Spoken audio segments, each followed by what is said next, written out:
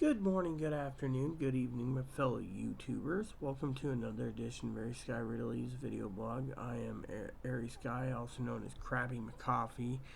So you're wondering what's going on and why am I making another video so soon?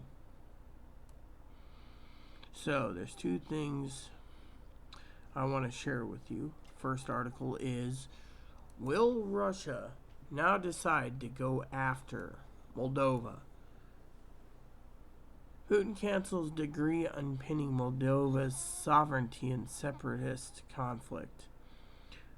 Chisinau. President Vladimir Putin revoked on Tuesday a 2012 decree in part of an unpinned Moldova's sovereignty and resolving the future of Transnistria region, a Moscow-backed separatist region with borders Ukraine and where Russia keeps its troops. The decree, which includes a Moldova component, outlines Russia's foreign policy. 11 years ago, assumed Moscow's closer relations with the European Union and the United States. The order revoking the 2012 document was published by the Kremlin's website and states the decision was taken to ensure the national interests of Russia in connection with the profound changes taking place in international relations. It is part of the anti-Western moves announced by Putin on Tuesday. Alexander Fleschia, a Moldovan chairman of the Joint Control Commission, the security zone around the Transnistria, said the cancellation did not mean that Putin was abandoning the notion of Moldova's sovereignty. The decree is a policy document that implements the concept of Russia's foreign policy. Felicia told Publica TV, Moldova and Russia have a basic political agreement that provides for mutual respect for the territorial integrity of our countries.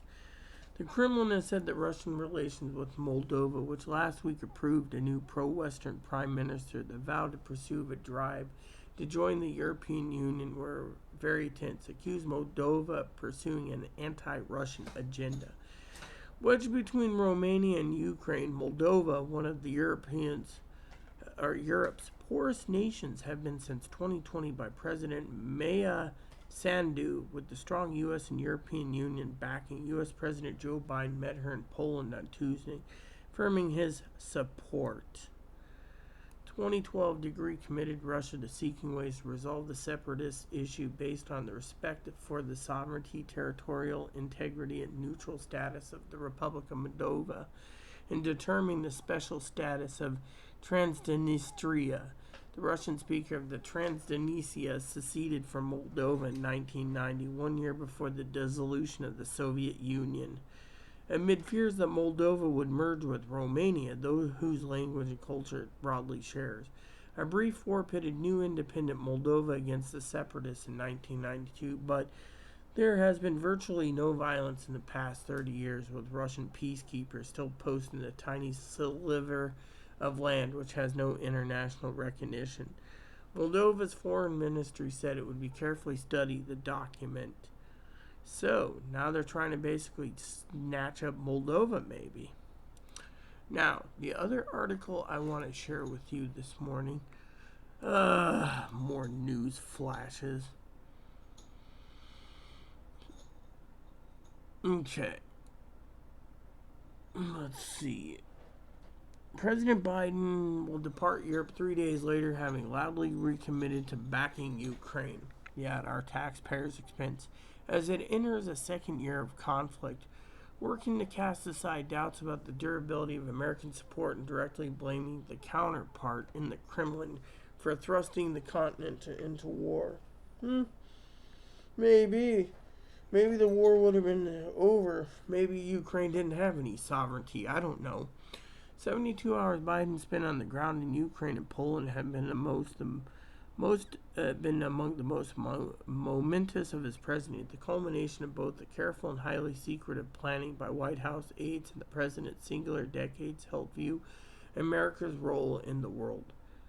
In conversation with aides, foreign counterparts, and even by phone with his wife over the course of his visit, Biden asserted his trip this week was essential, showing the world the U.S. wouldn't waver in support. Until we maybe vote him out. because he's wasting our taxpayers' dollars, but that's just my opinion. As Air Force One returns to Washington, however, it's difficult to ignore the looming questions. Biden's visit did a little answer. And how and when the war will end. Underneath Biden's pledges, the continued support for Ukraine remains a lingering concern shared with his European allies that the war could descend into a stalemate as each side sees small gains and losses without a clear trajectory. Next article is Pope makes fresh pleas for peace as Ukrainian approaches the 1-year mark. And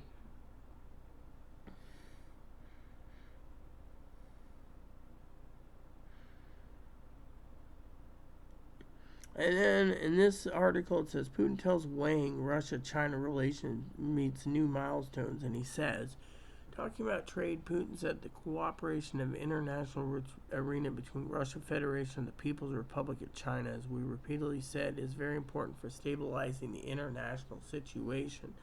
Yeah, if they basically tag team everyone, nuke everyone, then what's left? Every other country would fire nukes on them. End of game, end of world.